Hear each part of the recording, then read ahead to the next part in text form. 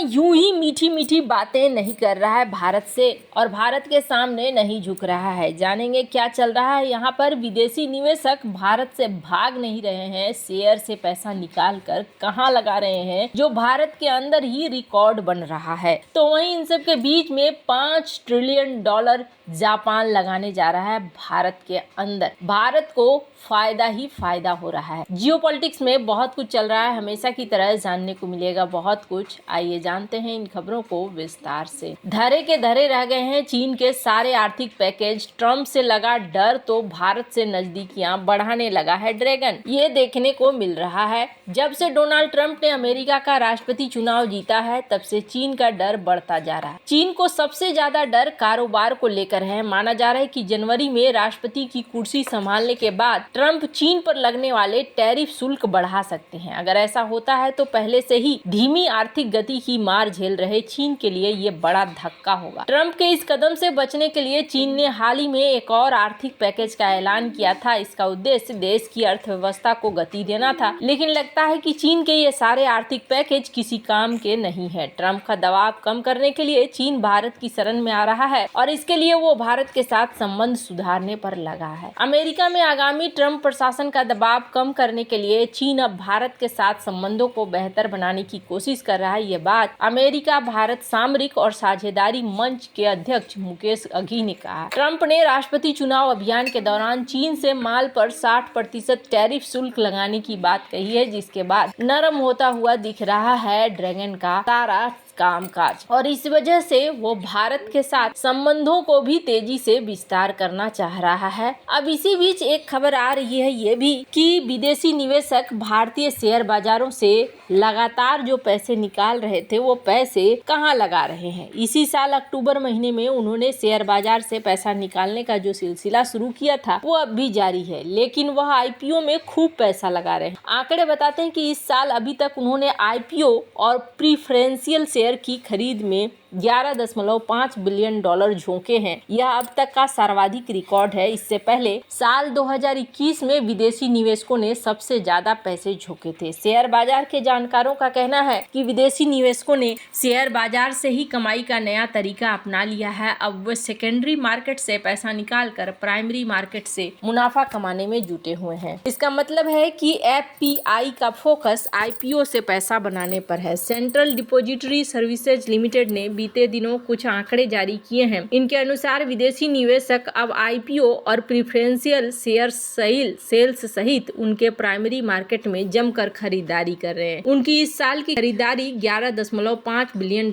तक पहुंच गई। विदेशी निवेशकों के आईपीओ बाजार में निवेश का पुराना रिकॉर्ड साल 2021 में बना था। अब उन्होंने साल 2021 का अपना पिछला रिकॉर्ड तोड़ दिया है। साल 2021 में विदेशी निवेशकों ने प्राइमरी मार्केट में $10.8 बिलियन लगाए थे। इसकी विपरीत इस साल ग्लोबल फंड्स ने इस साल शेयर बाजार के दोनों एक्सचेंजों पर $13 बिलियन से अधिक के शेयर बेच दिए हैं। तभी तो पीएसई और एनएसई के प्रमुख सूचकांकों में करेक्शन दिख रहा है। कहा जा रहा है कि डीआर चौकसी फिनजर्व प्राइवेट लिमिटेड के मैनेजिंग डायरेक्टर देवेन चौकसी का कहना है कि विदेशी निवेशक अब कई नई कंपनियों यानी कि आईपीओ में निवेश कर रहे हैं, क्योंकि उनमें उन्हें बहुत तेजी से रिटर्न जनरेट करने की क्षमता है। वहीं दूसरी ओर सेकेंडरी मार्केट में मुनाफा वसूली का प्रमुख कारण हाई वैल्यूएशन भी देखने को मिल रहा है, जिसकी वजह से ये यहाँ पर अब पैसे लगाते हुए दिख रहे हैं। खैर, अब जहाँ एक तरफ ये सारा सीन हो रहा है, वहीं दूसरी तरफ जापान और भारत के बीच में क्या चल रहा है। पहली बात तो ये आई कि जापान का अल्टरनेट ढूंढ रहा है भारत। अब ऐसा क्यों हुआ? अचानक से जापान का अल्टरनेट क्यों ढूंढा जा रहा है? दरअसल एक बुलेट ट्रेन के लिए जापान और भारत के बीच काफी पहले समझौता हुआ था और इस समझौता के बाद इस बुलेट ट्रेन को चालू करने में काफी देर हुई है, जिसको लेकर जापान ने पहले भी कई बार इस बात को भारत को कहा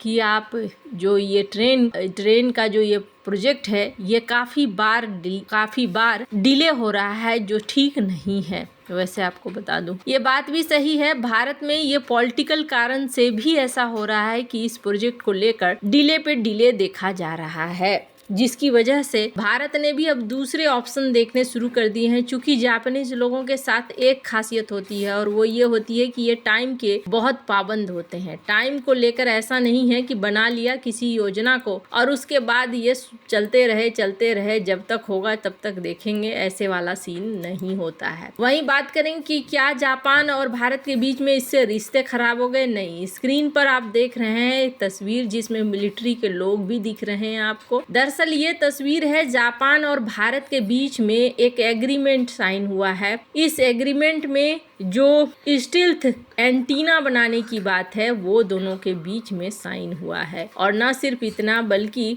दोनों ही देशों के बीच में इंडो पैसिफिक फोरम का भी आयोजन किया जा रहा है, जिसमें दोनों ही देश शामिल भी हो रहे हैं। भारत और जापान के बीच साझेदारी तो बहुत तेजी से बढ़ रही है, लेकिन एक बात और भी बड़ी सच्चाई है और वो सच्चाई ये है कि भारत अब चाइना के मामले में बहुत ज्यादा सपोर्ट करे या ना करे, क्योंकि बहुत सारा कारण आ जा रहा है। चाइना से भारत के अब समझौते हो रहे हैं और समझौते होने का मतलब है कि भारत के लिए अब ये लड़ाई वैसी नहीं रह गई जैसे पहले थी कि नहीं हमें यहाँ पर एक्शन लेना ही लेना है। पर यहाँ देखने को मिल रहा है कि जापान भारत के अंदर 5 ट्रिलियन येन का निवेश करेगा। भारत में जो जापानीज राजदूत हैं, स्क्रीन पर आप देख सकते हैं, ये हिंदी बोलने की कोशिश कर रहे हैं और माना जा रहा है कि ये जो 5 ट्रिलियन डॉलर का निवेश होगा, ये निवेश अलग अलग क्षेत्रों में होगा। साथ ही ये लोन के फॉर्म में भी हो सकता है, भारतीय कंपनियों के अंदर निवेश के रूप में भी हो सकता है।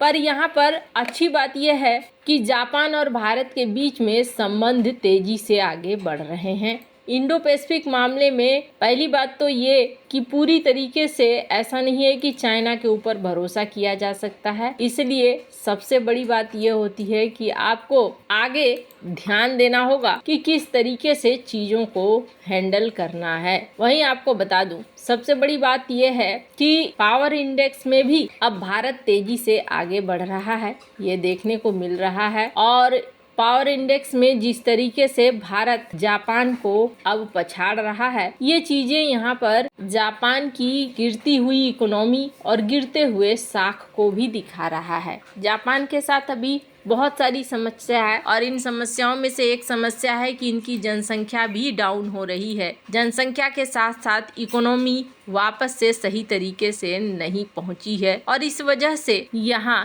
चीजें अभी भी ऐसी बनकर रह गई हैं जिसमें आप कह सकते हैं कि जापान को काफी हद तक स्ट्रगल करना पड़ रहा है। लेकिन जैसे जैसे अब समय बीत रहा है वैसे वैसे चाइना को अमेरिका का सहयोग भी मिल रहा है और उस हिसाब से चीजें बदलती हुई भी नजर आ रही है। इंडो पैसिफिक में ये देश भारत के लिए बहुत ज्यादा महत्वपूर्ण है। पहले भी भारत ने बैलेंस बनाकर ही काम किया है, पर अब आगे देखना होगा कि क्या जापान और भारत के साथ साझेदारी किस लेवल तक जाती है और कैसे आगे बढ़ती है। क्वाड को लेकर ये माना जा रहा है कि इसके बारे में भविष्य आने वाले समय में ही तय होगा। डोनाल्ड ट्रंप ने ही क्वाड को लेकर जापान के साथ तेजी दिखाई थी। अब ऐसे में डोनाल्ड ट्रंप एक बार फिर से वापस आए हैं तो जापान और क्वाड को लेकर आगे की रणनीति भी तय होगी। वैसे आपको क्या लगता है, इन सब मामले में आपकी क्या राय है, कमेंट कर जरूर बताएं। जल्द मिलते हैं अगले वीडियो में नई खबर के साथ।